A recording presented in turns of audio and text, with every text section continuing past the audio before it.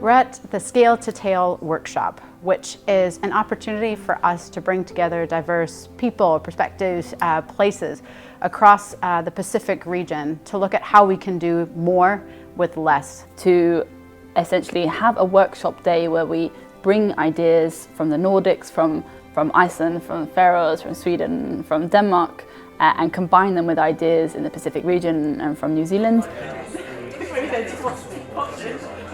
We've come together from a wide variety of backgrounds and places. We've got participants from government, from industry, from research, from clusters, and across the region in Australia, New Zealand, Kiribati, Fiji, Solomon Islands, the Cook Islands. The Ministry of Foreign Affairs and Trade has got a lot of investments in the Pacific in a range of different ways.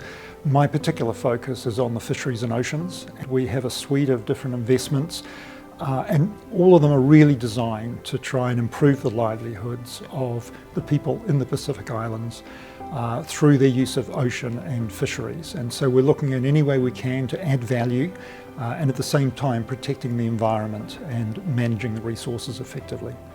So working together with the Iceland Ocean Cluster and their 100% fish project, we partnered as Moananui to look at what kind of trust and collaboration we can share as clusters, as a region, to improve that value and maximize the value of our resources together. So when you're looking at a can this size, this is about $120 US. How can we collaborate together?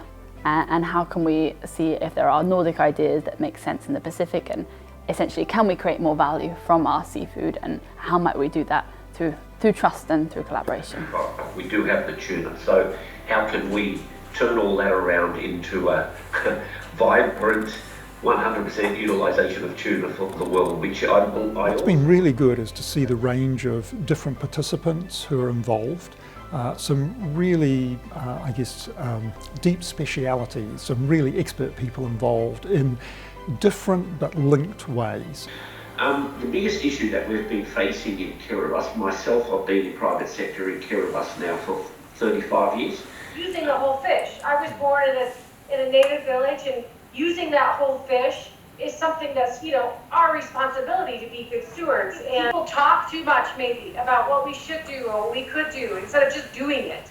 So 100% fish is really this concept of not wasting any of the precious seafood that we take time, energy and money to capture and to farm, but instead finding smart, sustainable and value creating ways to use it. Yeah, I think it's these sorts of workshops create a lot of momentum and excitement about the opportunity that exists. Taking the 100% fish movement to the Pacific and creating new ventures and opportunities is going to need a lot of collaboration, so I look forward to seeing how that plays out. Lots of things have kind of already come up in the workshop today, and I think several of them are the wealth of data that's there. That's new for me as well, of where is tuna being caught and in what volumes and processed where. How can we find ways which would make a really meaningful difference to the people of the Pacific? Are there new species that can be used in aquaculture?